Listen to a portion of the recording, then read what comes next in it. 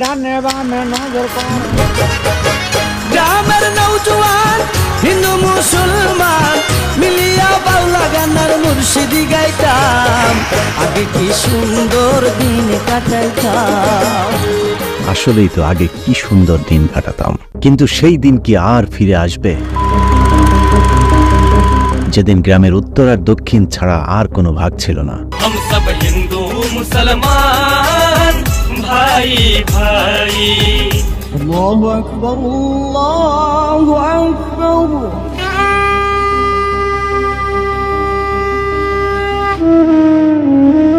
উত্তরপাড়ার হারাধন কাকা মারা গিয়েছে শুনে দক্ষিণের জামে মসজিদের ইমাম কফিল উদ্দিন ছুটে যেতেন শেষকৃত্যের আয়োজন দেখতে। চিতায় পুড়তে থাকা বাবার দেহের পাশে দাঁড়ানো হারাধনের ছেলেটাকেও বুকে জড়িয়ে ধরে রহিম চাচা সান্ত্বনা দিতেন, ভগবান তোমার বাবার মঙ্গল করুক। এমনই তো ছিল আমার বাংলাদেশ। এই তো ৯০ দশকের শুরুতেও জ্বলতে থাকা বাবরি মসজিদের আগুনেও হারাধন কাকা রহিম চাচাদের ভালোবাসায় একটু চিট ধরেনি।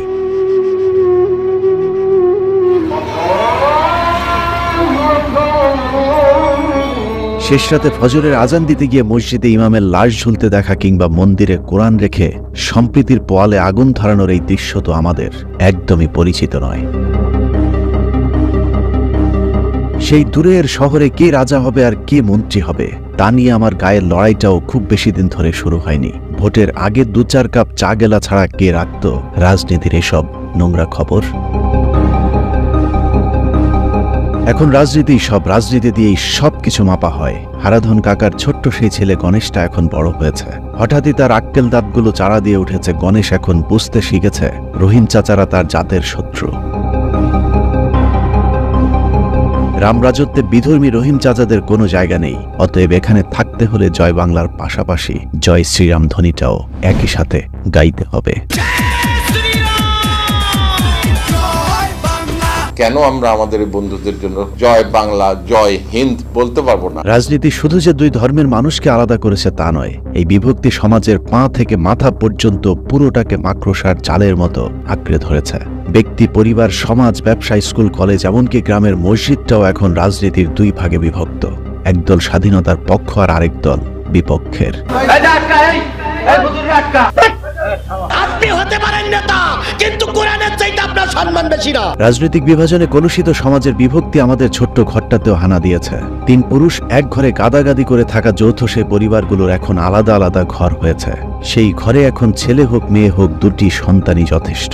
ছেলে হোক মেয়ে হোক দুটি সন্তানই যথেষ্ট। কেউ আবার বলছে দুটি সন্তানের বেশি নয়, একটি হলেই ভালো হয়। বাচ্চা পালা যে কত কষ্টকর। কদিন পর হয়তো বলে উঠবে ঘরে আছে দুজন, দরকার কি আরেকজন। একটি শিশুর জন্ম দিতে গিয়ে মায়ের শরীরের ওপর দিয়ে অনেক ধকল যায়। এ গায়ে ছোট এক টুকরো পলিথিনও পয়সা দিয়ে কিনতে হয়, অথচ পাড়ার স্বাস্থ্যকর্মী আপার জন্ম নিরোধক বস্তুর প্যাকেট হাতে নিয়ে ঘুরছে বিনে পয়সায় দেওয়ার জন্যে। ফেমিকন হ্যাঁ সুখী ভাবি কইছে ২-৩ বছর পোলাপান না চাইলে ফেমিকন খাইতে। যোগ বিয়োগ করে যার এলাকায় যত কম শিশুর জন্ম হয় সেই তত সফল। প্রমোশন তো আছেই, তার সাথে মিলবে উপরি কামাই। একটি উপযুক্ত পরিবার পরিকল্পনা পদ্ধতি নিয়ে নেওয়া ভালো। কিন্তু প্রশ্ন কি করেছেন, কে কেন কার জন্য ঢালছে এত সব অর্থ? সমাজের সবকিছুতে এখন আপনাকে একা করে দেওয়ার প্রতিযোগিতা শুরু হয়েছে। পাশের শহরে খোঁজ নিয়ে দেখুন, বৃদ্ধাশ্রমের ব্যবসাটাও নাকি এখন খুব লাভজনক হয়ে উঠেছে। প্রতিদিনই প্রচুর নতুন নতুন কাস্টমার মিলছে। ডিজিটাল থেকে স্মার্ট হয়ে ওঠা ছেলে মেয়েদের ঝকঝকে চকচকে দামি দামি বাসা বাড়িগুলোতে এখন সবচেয়ে কম দামি বস্তু দুটোর নাম বাবার মা।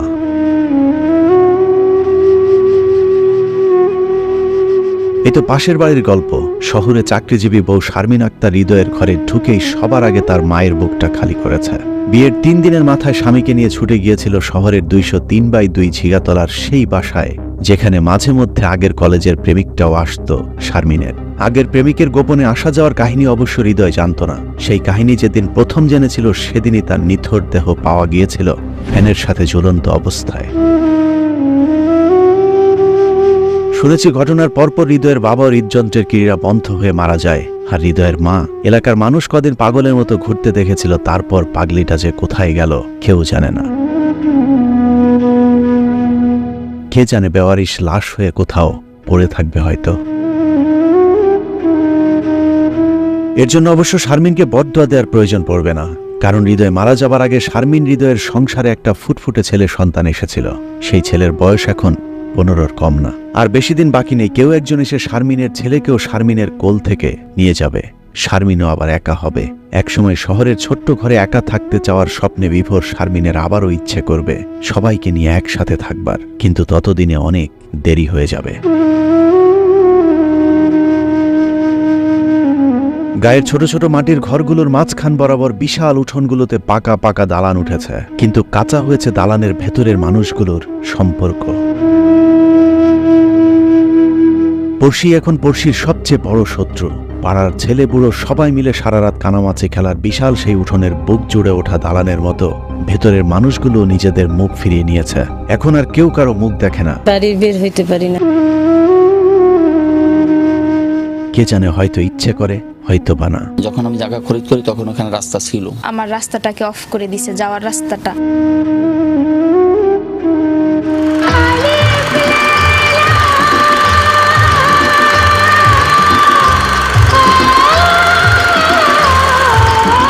পরিবারগুলোর মতো পুরো গ্রামটাও ভেঙে কয়েক টুকরো হয়েছে। গাদাগাদি করে বসেও পাড়ার মোড়লের বাড়িতে সাদা কালো টেলিভিশনে আলিফ লাইলা দেখা মানুষগুলোর এখন ঘরে ঘরে রঙিন টিভি বসেছে। কিন্তু সপ্তাহ জুড়ে সেই আলোচনা কি আর আছে? কি হবে পরের পর্বে? সিন্দাবাদ কি পারবে সমুদ্র পার হতে, নাকি মালেকায় হামিরার জাদুতেই বন্দী হবে সিন্দাবাদ? দেখ তুই তোর ওই জাদুর আয়নাতে, দেখ ওই আবিদা, আমিন আর জিশান এখন কি করছে। আহা, কি মধুর স্মৃতি! শিলাকে জাওয়ানের কোমর দোলানো নাচ কিংবা ঘরে ঘরে অশান্তি ছড়ানো ভারতীয় সিরিয়াল দেখতে হয়নি। বিজ্ঞাপন দেখেই আমরা আমাদের বিনোদনের সবটুকু সুখ উপভোগ করেছে। কি তামসা, সব ফকফকা। ও মানে কি বাতি লাগাইলি? কে ফিলিপ? আসলে মাছের রাজা ইলিশ আর বাতির রাজা ফিলিপ।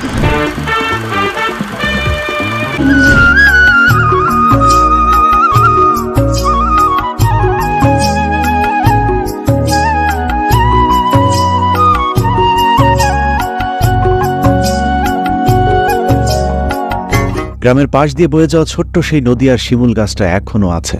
তবে শিমুলের মগডালে উঠে ঝাঁপ দেওয়া 13-14 বছরের দুরন্ত বালাইগুলো এখন ঝাঁপ দিয়ে আছে মরুর দেশ থেকে প্রবাসী বাবার পাঠানো আইফোন আর বিদেশি ব্র্যান্ডের ল্যাপটপ কম্পিউটারে।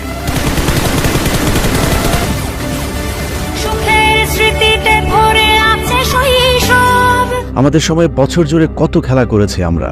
ডাঙ্গুলি, লাঠিম, হাডুডু, কানামাছি, দায়রা বান্দা, গোল্লা ছোট, আরো কত কি।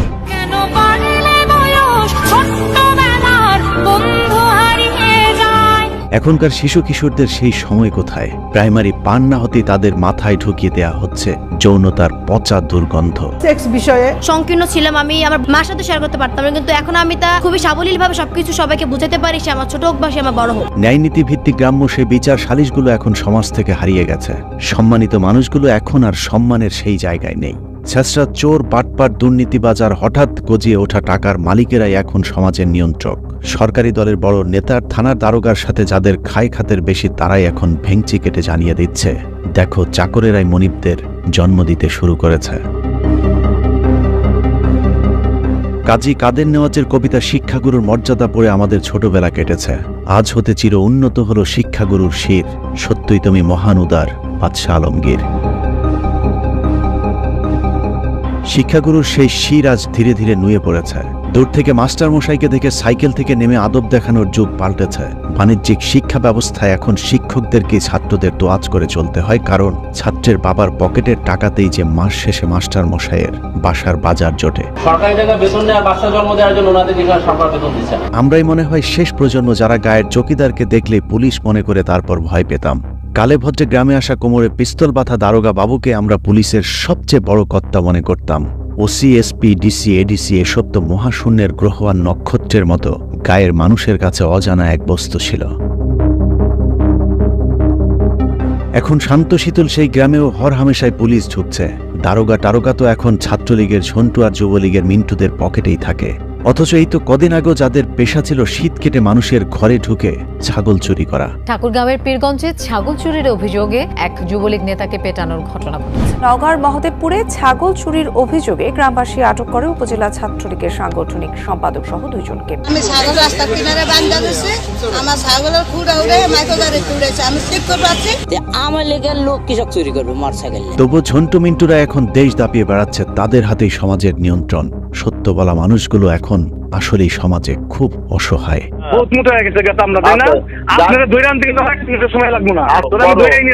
কোনটা রেখে কোনটা বলবো? পরিবার, সমাজ, ধর্ম, শিক্ষা, সংস্কৃতির মতো পুরো সমাজটাতেই যেন খুনে ধরেছে। তবু জরাজীর্ণ এই সমাজের ধ্বংসের শেষ প্রান্তে দাঁড়িয়ে আবারও শুরুর স্বপ্ন দেখি। বিশ্বাস করুন, পচে যাওয়া এই সমাজের কেউ সুখে নেই। কাকে মেরে কে খাবার অসুস্থ এক প্রতিযোগিতায় সবাই যেন কেমন ক্লান্ত হয়ে উঠেছে। সকলেই অজানা এক গন্তব্যের দিকে ছুটছে, যে গন্তব্যের আসলে কোনো শেষ নেই। তাই চলুন না আবারও ফিরে যাই সেই রহিম চাচার, হারাধন কাকাদের সেই সমাজে, যেখানে আবারও এক ঘরে গাদাগাদি করে সবাই সুখে থাকবে। স্বামী স্ত্রীর একক পরিবারে শারমিনদের আর পরকিয়া করবার কোনো সুযোগ থাকবে না। আবারও বিশাল উঠানে পড়শিরা একসাথে সবাই মিলে রাতভর কানামাছি ভোবো খেলবে। সেই সমাজ দেখবার অপেক্ষায়।